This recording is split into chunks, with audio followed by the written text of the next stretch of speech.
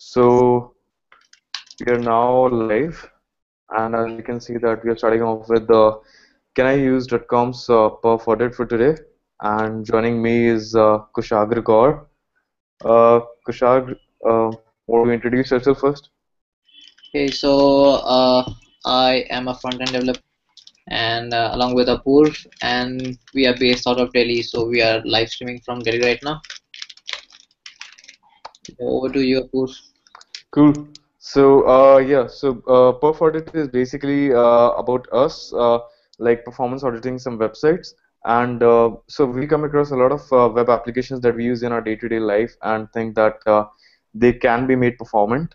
So our basic goal is to make those applications performant and reach to their owners so that the user experience becomes a whole lot better for everyone using those particular web applications. So yeah, that's about it for us.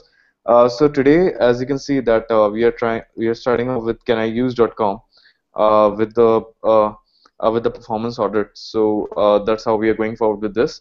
So today we'll be talking about as to how we are using caniuse.com and what kind of uh, issues that we are coming across when we're using that. So yeah, that's about it for now. So, Kush, would you give a brief overview as to what you see as issues when you are browsing a website from just a normal perspective, and what are the reasons behind it? Sure. So the main thing I guess you first of all see on a website is the website loading too slowly for you. So whenever you put the browser URL and the website starts loading for you, if it takes time, that's the first issue the viewer will face. Exactly. So I guess that is the main thing. But apart Yeah. from that, there are things like the websites rendering, websites having a slow scroll, or images loading too slow, or maybe you seeing unrendered text. I mean, not styled text and whatnot. Yeah. Sure, yeah. So, I mean, what basically happening is like there are two parts. One is like networking performance, and the other one is like the rendering performance, right? Right. Right. Exactly. So sure, yeah. So today, I guess what we are starting upon with caniuse.com, I guess they have pretty much optimized their networking performance. But what happens is, or posing an issue is mostly with their rendering performance, right? Yeah. So what exactly about the rendering performance? Is it, I mean, the first time they render their page, or that is fast, but when you are using their website, that is slow. So what happens over there? So I guess let's start by actually using the website so our viewers can Oh, actually okay, see sure. what's happening. So as you all can see that we are having the Can I Use opened up over here, and we are able to see the different elements of this website. So let's try to see or go through over it as to how the things are over here. So okay, so I see a lot of elements over here with a lot of interaction taking place as I hover over them. So Yeah. there are like small pop-ups that are coming, and okay, so I just started scrolling over them, and when I was scrolling over these elements, I see a lot of jankiness in the page. Are Jokiness. you? Yeah. So are you also able to see that, Kush? Yeah, it's let's see. I can see it on my side. Yeah. True. So I guess they have some kind of thing that works on the hover, but they are not disabling it on hover. So it's creating a lot of issues while scrolling. So I guess that is one bit that they should optimize, and they must, because otherwise I'm not able to even go to the next part of the page without actually coming across this jankiness. Exactly. So what do you think we should start with then? I think To we should straight away jump to the Chrome DevTools. Sure. Okay.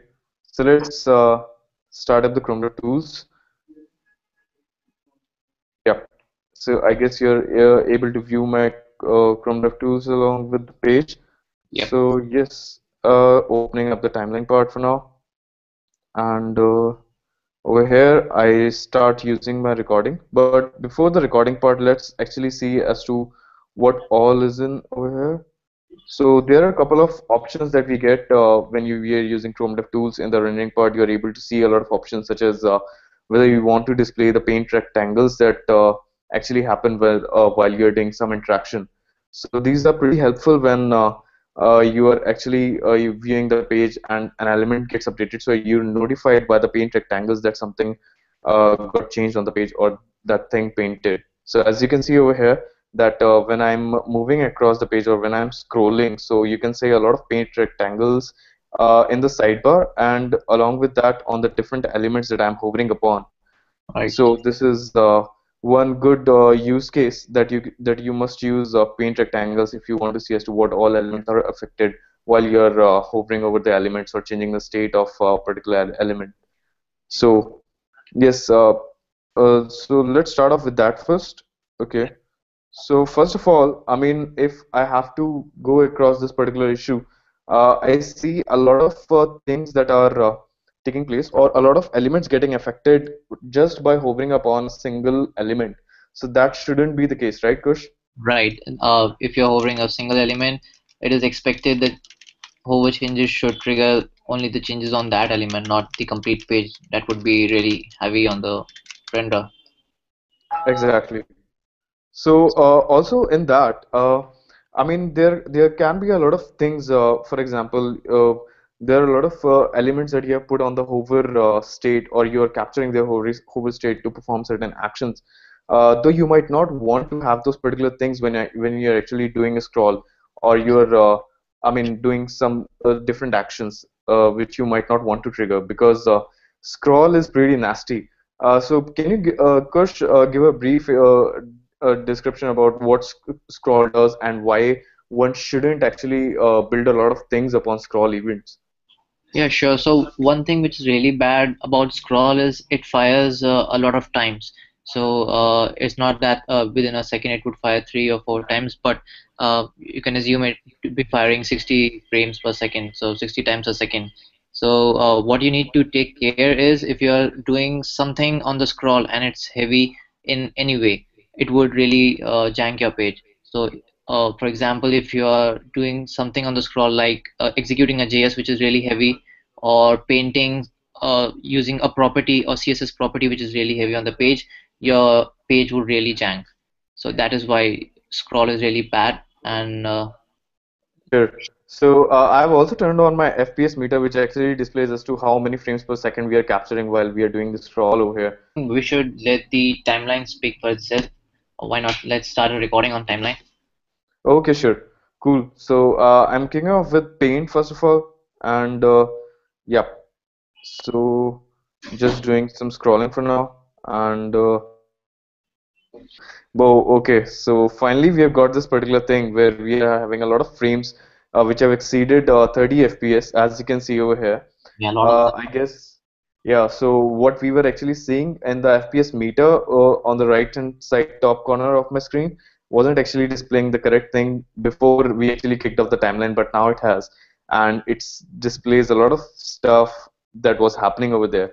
So focusing upon as to what the issue was, uh, you can see in my timeline that I have focused upon the paint part for now, and we can see over here the paint commands that triggered on the main thread. So what I can think of is basically JavaScript on the main thread is kicking the styling part, or is responsible for the paint. Mhm. So I guess that is the issue, or they might be doing some rendering part via JavaScript, is what I can think of, right, Kush? Yeah, maybe that's possible. So, what we see from the timelines are those bars which are exceeding the 60 FPS line. They are Yeah, mostly. So one thing we can be sure of is that it's the paint which is causing the issue. sure, Now yeah. that paint could be triggered by CSS properties, maybe hover pseudo classes or JS. Both are possible. Sure. Okay. So, Kush, so we have already seen, I mean, that this thing is exceeding 30 FPS or 60 FPS. Is it possible for you to actually describe as to what CSS properties are responsible for it, or might make you exceed 30 or 60 FPS, and what instead you are considering not to use in those cases if you want to stick to your 16 millisecond window? Mhm. So properties which right now come to my mind are one is box shadow. So that's a really bad CSS property to use very frequently. So Okay. Render has to do a lot of stuff to actually make those box shadows around it. Mm-hmm. So that is one thing. And Yeah, I remember also actually using a website which was, I mean, created by Paul Lewis sometime before, and over there these guys have listed all the CSS properties along with the columns which say that whether it triggers a paint or it just does a reflow of exactly, some sort. and So I guess we, css.com. yeah. Yeah, So I guess one should definitely, I mean, use that in their day-to-day experimentation or when they're going on to timeline and seeing such things coming up. yeah, So in that case, that should be a priority, right? right, right. So you should always validate your properties against those lists mentioned on the site. True. So, exactly. So that's the thing for now. Okay. So what we can see is these things. So the actions are kicking up on while we are scrolling. So even though my screen is still for now, and what I'm trying to do over here is that I'm hovering upon these elements and able to see the windows and able to see small elements popping up Mhm. in the site. So what I'll be expecting is that I guess this is my intention for now that when I'm actually viewing the page, I'm in a state where I'm able to see a lot more information and I want to. But when it comes to scroll or like moving down the page to other elements, I might not be, I mean, thinking of going through the information over these particular elements, right? So Exactly. I What you guess want to do is scroll. exactly. So at that point of time, I remember using these other JavaScript libraries, or it can be simply written by yourself also, which allows you to actually stop the event listener on the body itself when you're scrolling the page and turn it back on when you're done with the scrolling. Yeah, so if the JS is the culprit here, that library would definitely work in the case. And it's also probable that the CSS properties are getting triggered, which are applying some CSS properties on those elements, and that is causing the issue. So in that case, what you will need to do is probably disable those CSS properties while the scroll is happening. Sure, yeah, okay. So a lot of paint properties might be kicking up, is what you're saying, because they Yeah. are, I mean, making us exceed the 60 millisecond window, right? Exactly. So there could be a pseudo class on those elements, and Okay. those could be changing the CSS of those elements somehow, which is causing the issue, the lag. Yeah. Sure, yeah. So what we can see from the details is that it used like 61 milliseconds to paint and just by itself. So I guess that's a lot of time that it took. So apart from this, what we can also think of is using request animation frame while doing a scroll. Can you discuss something about that, Kush? Yeah. So that is something related to JavaScript. So if you Sure, have yeah. things you need to perform while the scroll is happening. So Mm-hmm. it's best to use request animation frame, which actually ensures that your JavaScript would run at a smooth 60 frame per second for a very good visual effect, and it won't really block the UI thread with your JavaScript, right? But Sure, yeah. along with that, it's always essential that you need to validate your JS that it's not too heavy to be executed 60 frames per second, right? You need to always complete your stuff in 16 milliseconds for it to be Sure. accommodated in a single frame. So I also remember that it throttles your requests that are coming on to via scroll event. So if your scroll event is triggering like 1,000 times in a second, like every millisecond, but what request animation frame will do is that depending upon the refresh rate of your screen, that is, Right, it might be 16 milliseconds. So at that point of time, it will trigger it just after 16 milliseconds, and it won't trigger it again and again after 1 millisecond. So I guess that is very much required when you're thinking of making your site Jank free, right, right, Kush? right, exactly. So I guess it's very help. It's a lot of help when you're actually using it in your games. Does it? Right, right. So game are a very good example of how to perform your things in an efficient way. So those things can be done in 60 frames per second. Exactly. I mean, you can't actually think of lag in games because if you do, then I guess your player will die in a couple of milliseconds that you have just lost via jank. You So cannot it's tolerate lag in a game. exactly. So I guess it's almost becoming the same thing on the web, right? that users don't like actually using a janky website, right? Right. You will require a more performant website, which is just doing some kind of animations only when you're touching upon some actions, and not when you're just scrolling. So I guess it's happening the same thing, or the same things are coming up from a different world onto a different world. So yes. Uh, cool. I guess what I can see is that, I mean, most of the issues are related to this problem with their scroll, and if they're able to fix this stuff using the different things that we have just told, for example, using request animation frame that is like triggering your JS only when it's required, or only when it's able to fit in a particular frame, or and apart from that, disabling your events which get triggered while you're doing a scroll. So that is something that you should really avoid. And apart from that, any CSS properties that you have defined which require a lot of repaints. So that is also something that you should avoid. So I Right. guess that are the takeaways for this audit, right, Kush? Yeah. So one thing more we can do is, Apur, why don't you open the homepage for caniuse.com? Okay. So I Okay. noticed some kind of lag while scrolling there also, and Okay. probably the CSS is in play here. Oh, So sure. Yeah, I'm able to see some lag over here too. yeah, Okay. and one thing you'll see is let's start with the timeline. Sure. Yeah. And should let us know what's happening here. So just hover over a column and scroll down the page, maybe. Okay. Oh, I'm sorry about that. Just give me a second.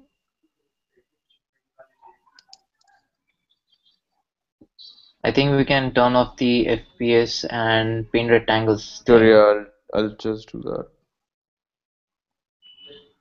Yeah, done. So yeah, I'm able to see a lot of things shooting up uh, the 30 milliseconds or the 16 milliseconds window actually, and most of the things are caused by the paint itself.